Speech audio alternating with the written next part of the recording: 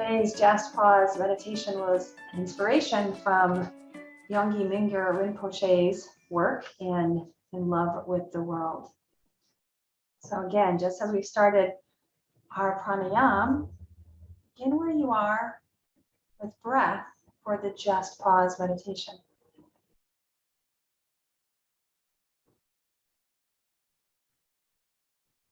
So the question, the inquiry for our introspection today is, what is your happy dream?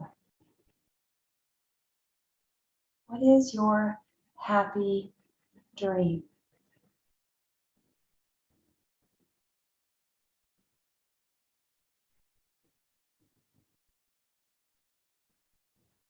Yongey shares this question in his book and goes on to share a story that I hope will guide our introspection and begin what might be a deeper seeing of your own happy dream. He writes, I asked this question of a man I once met in California. Several years earlier, he had quit an excellent job at a high-tech company in Silicon Valley.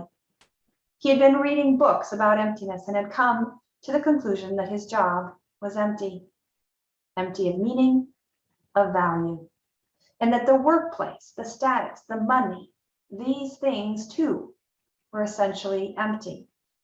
He decided that his life had no meaning, and he quit to do something that he had always wanted to do: become a painter. He spoke in an earnest manner, often bringing his hands to his mouth as if checking on the accuracy of his words. His hair and beard were turning from black to gray, and he was dressed casually but carefully. For several years, he had worked in his studio making an art and had led a rewarding life. Then he had attended teachings that I was giving on emptiness. After one session, he asked to speak with me. I like these emptiness teachings, he told me, but there is one problem.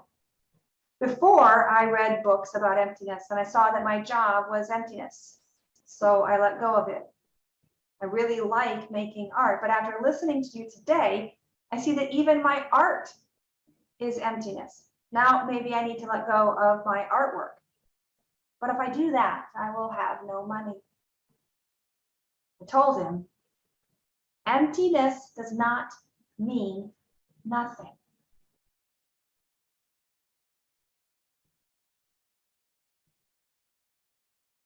He was quite shocked. I told him everything comes from emptiness. It is full of alive potential, full of possibility. Then I asked him, what is your happy dream? He said, to have a house on the beach. Okay, let's say that one day you have a nice dream in which you have the house on the beach and you are so happy, right? Yes, of course. Then suddenly a fire burns your house down without dream insurance. How do you feel? It will break my heart. I asked, is that house real or not? He said, of course it's not real, it's a dream. I said, if you have a big problem like your beach house burning down, what would be the best solution? He thought very carefully and then said, maybe wake up in the dream. Yes. If you know you are dreaming, then the tiger cannot catch you and fire cannot burn you. If your house burns down, you can build another one.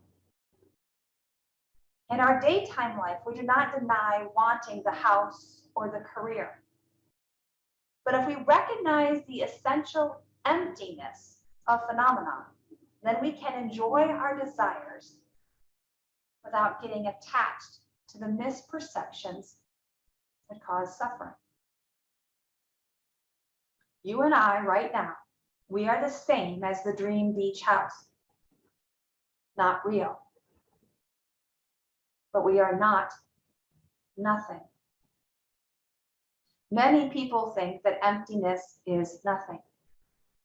but everything comes from emptiness. If you recognize the dream house in the dream and look at your dream house, you know that it is not real. But the dream house is still there, real and not real together.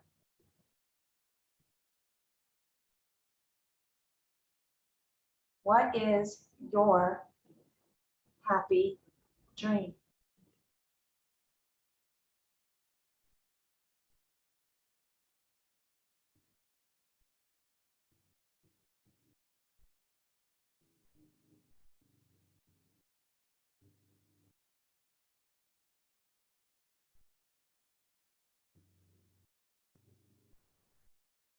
If that happy dream burned to the ground, dissolved in front of you, never came to be, what will you do with that emptiness? Where is the potential? What's most important to give your attention to?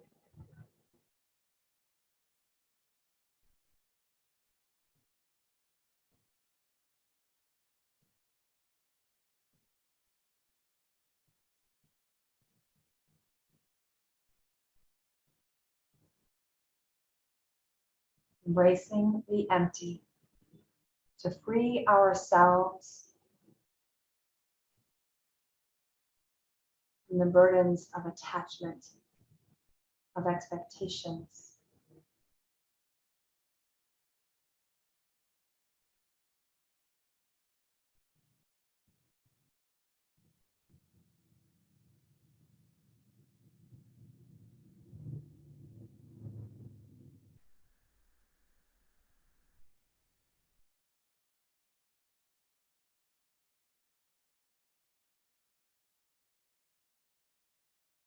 As the dream burns, dissolves, fades away, what is left in that void?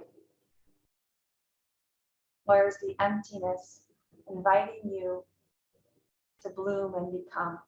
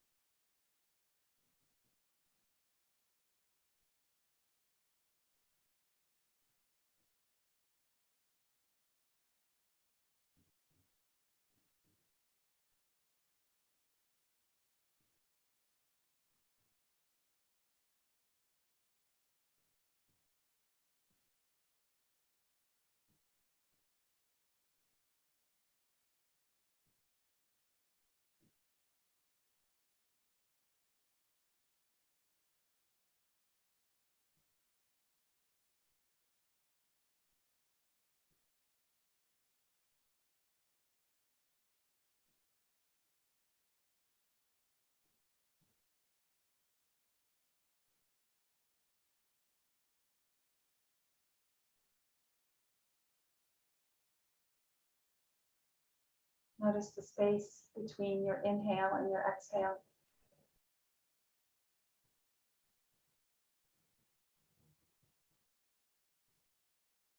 Can you find a quality of emptiness in that pause to shift?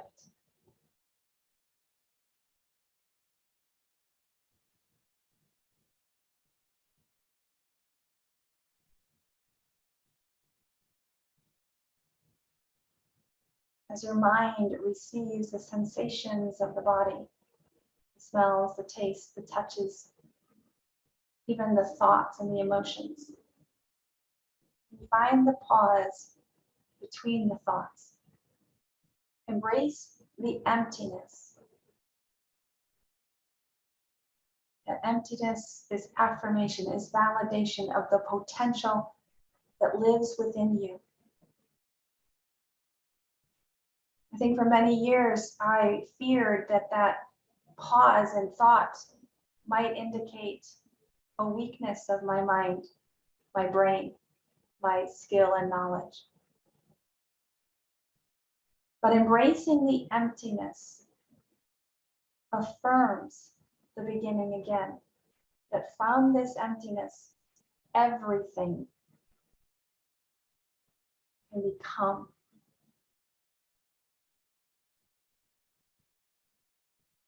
And yet embracing the emptiness can be fear-inducing. Watching the house, the dream house burn. What am I without that? Whatever that dream might be. You are potential. You are prana, embodied in physical human form. You are life herself.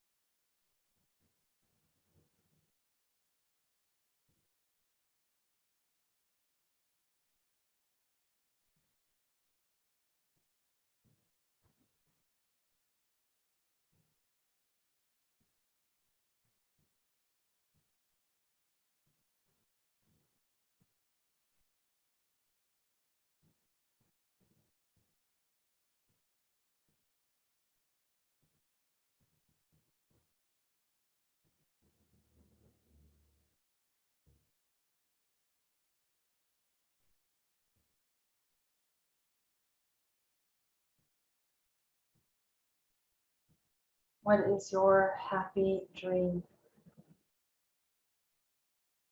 Yes, maybe there are some tangible expressions of what that dream might look like, sound like, feel like, taste like. But the essence of that dream are not bound by these worldly limitations.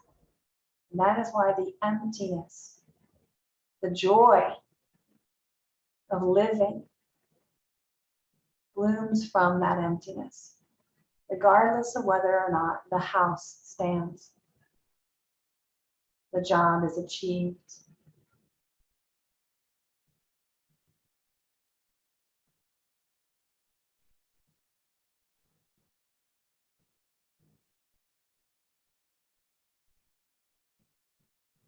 Maybe your dream is still a little blurry, in which case that's the place to focus your attention as you continue to practice being with this question. If your dream is clear, maybe much like the story, you need to let some of it go, little by little, to come to the pure essence contained within that dream, the desire without the attachment. This may be your practice. And between this meditation and your returning to this question, this inquiry, live your life with attention to notice where nothingness turns into somethingness, beauty, joy, love, connection, life itself. As we close this practice, bring your hands together. Welcome this breath. Welcome this permission to receive and to let go. To embrace the nothingness and the allness, the oneness. Holding two ideas simultaneously. May you breathe deeply and move freely. Labor lovingly and live vibrantly. May you be well. Namaste.